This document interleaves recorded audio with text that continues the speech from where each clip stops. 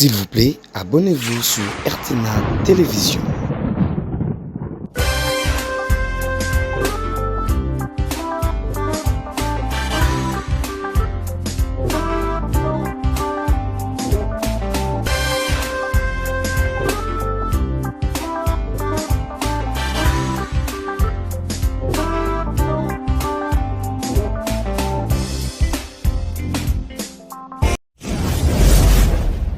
Très heureux de vous savoir encore nombreux connectés, branchés sur RTNA Télévision, toujours dans le cadre de votre émission Mise au point,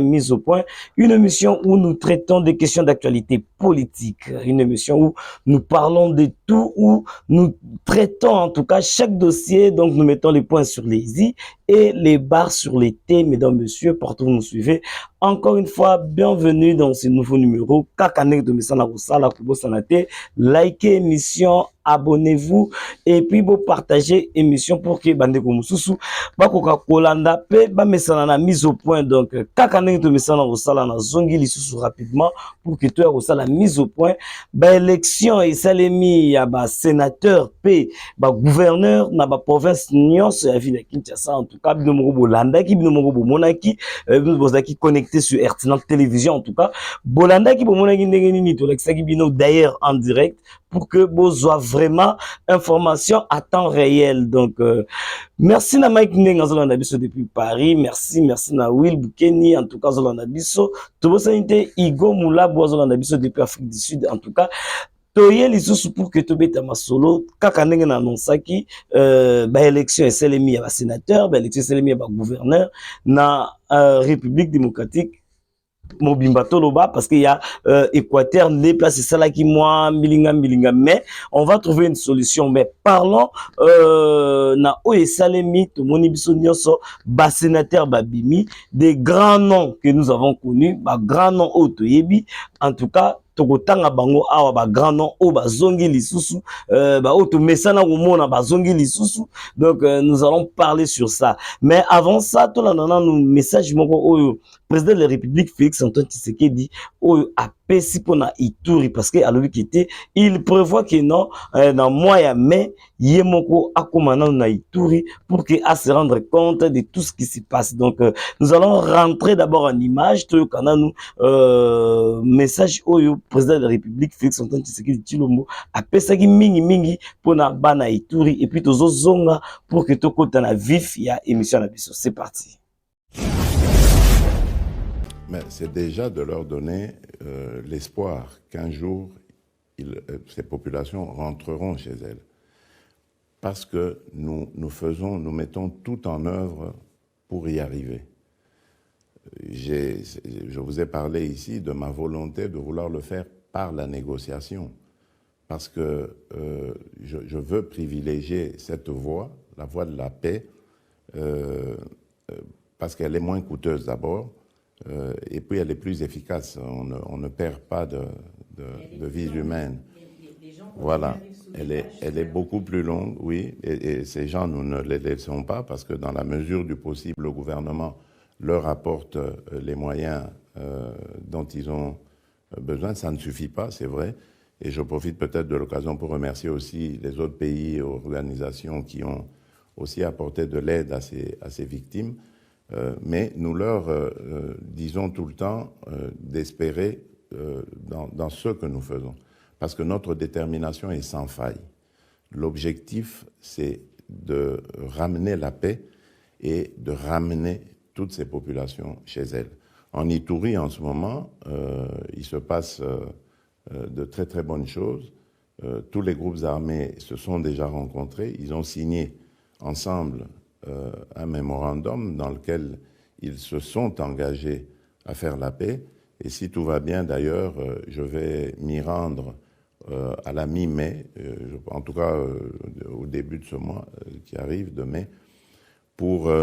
m'en rendre moi-même compte, leur parler et sceller cette paix ensemble avec toutes les communautés. Voilà, je pense que tu l'as dit, chef de l'État Félix Antoine Tshisekedi Tshilombo, alobi qui était à Kokinena na Ituri, moi ya mai oyo pour que ye moko azala wana pe alobaki na tina ba réfugié ya Ituri que non en tout cas d'ici pe ba kozonga na mboka na bango d'ici pe ba kozonga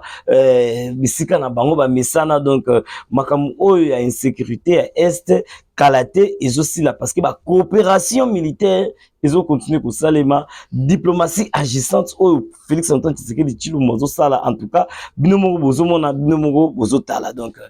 rentrons dans vif ya émission de biso de Lobelaki qui était des grands noms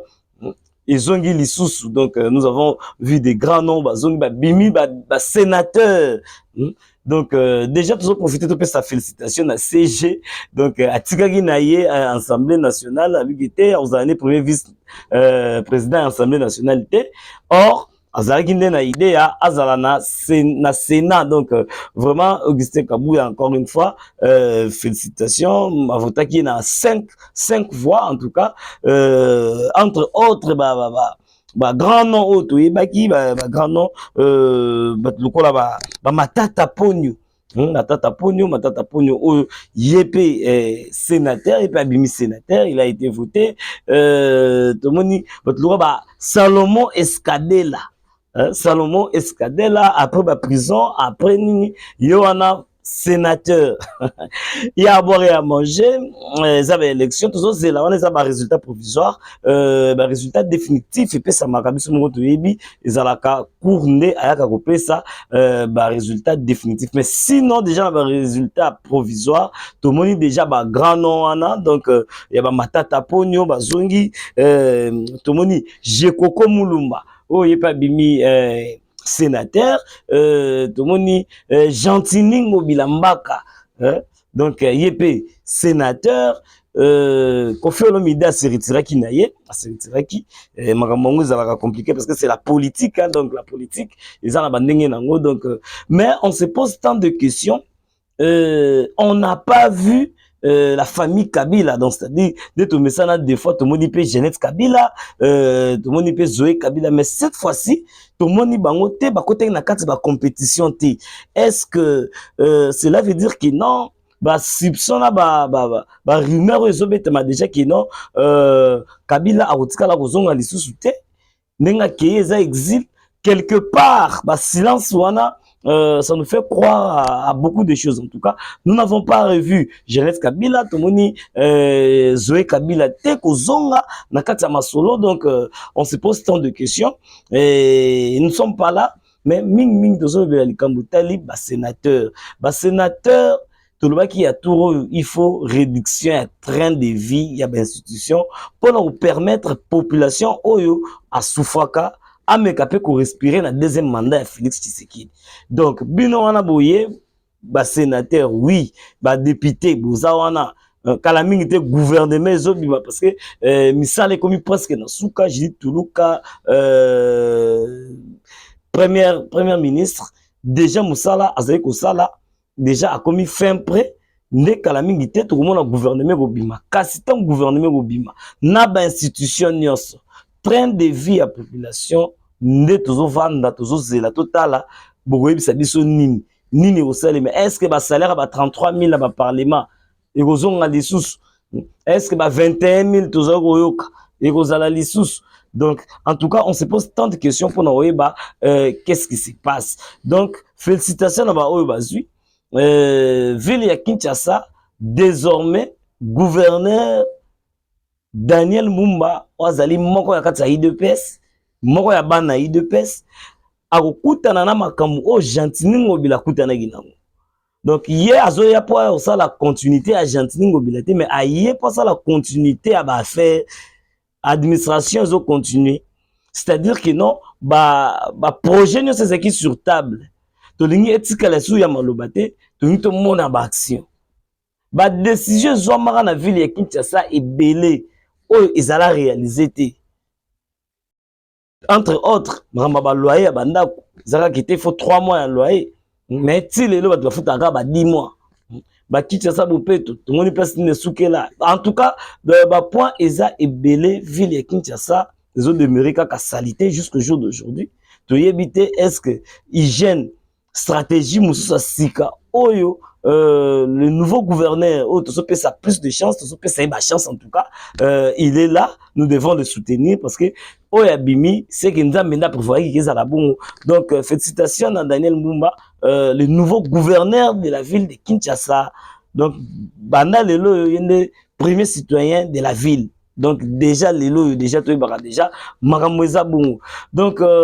sénateur Tozo Senga Bino. Tant que on a deuxième mandat ya Félix Tshisekedi, ils ont deuxième mandat au business tout ça mis au fond tozo tala tozo landela moko na nazo sala nini o pe akokokate en tout cas to sengela ye atika masolo apesa na oyo akokoka. Donc c'était ça d'abord premier point où to lobeli. Donc il y a élection ba sénateur où to retrouver ba grand nombre matata ponyo to moni ba Salomon Escadela. Hein, babimi donc CG Kabouya babimi CG à IDPS donc bango tout babimi to moni ba Gentini Ngobila Jekoko Mulumba bango nyonso babimi ba sénateur tozo zela tozo talela to éviter nini ya sika oyo bango bakoya nango na kati ya Sénat oyo et vous allez au profit de la population. Juste pour chiter, en tout cas, bino moko boyebi qui était na mise au point to me la raté pour chiter mingi concernant masolo ezobetama le cardinal Ambongo bazofungola dossier moko judiciaire contre ye. Ebele bazoloba tomoni non un prélat comment est-ce que régime oyo bakokoma tina niveau wana. Bon, on ne condamne pas les cardinals, on ne condamne pas les régimes, mais tokende siko na analyse. Le cardinal Ambongo yazaki mutu oyo il fallait qu'il atikala pour sauver des âmes. Et ça biloko mususu elataka mutu po yo kotiango. Donc il s'était plus penché na kati ya makambo tali politique. Or na kati ya politique, il y a des coups, il y a des tirs qui se fait de partout. Donc ba tir yaka banarati. Pourquoi? Parce que c'est dans la politique. Mais si réellement le cardinal Ambongo atikala ki kaka na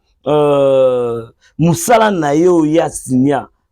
o ezali ya ko sauver les âmes ya ko kota makambo tali politique te. Sinon lelo tonga to beta masolo oyo te et que non procureur a commis mukanda et que non il faut akene ko répondre, il faut pas poursuivre par rapport ya ba dire oyo ya lobaka na kati ya biso nyonso to yebi que non la plupart ya bato bazo ko rejoindre nanga eza parce que il y a injustice, parce que bamusu bazo se retrouver comme ça. Bon, les ministres, il y a information, il y a les médias. Patrick Mouya Aleka qui a un briefing, place ni na lobaki déjà clairement que non, il doit s'expliquer. Alors, on s'est dit que non, le cardinal Ambongo, si réellement il n'y a rien, c'est facile, il peut aller, il s'explique dans quel contexte il y a le belaki et ma phrase il y a misaki oh lelo est créé psychose na mitupe ya ba congolais mususu oh lelo est créé que non lelo ba sala baba ouvrir dossier moko na justice sur lui. Donc déjà quelque part en tant que le prélat, en tant que l'homme de Dieu,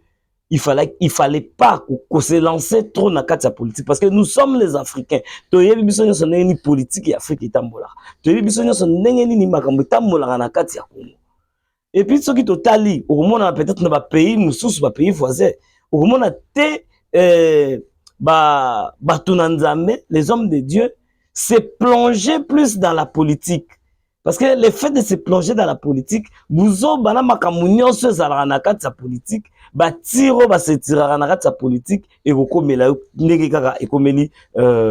les cardinal Fridolin Ambongo. Donc le cardinal Ambongo ye il fallait qu'il atikala kaka na makambo tali ecclesia, il fallait qu'il atikala kaka na makambo tali ko sauver ba âme. Mais le fait kaka de vouloir entrer na kati ya makambo tali politique, parler dans ma politique, quoi intervenir à chaque fois. En tout cas, nous moni lelo dossier économique. Mais sinon, on sera là,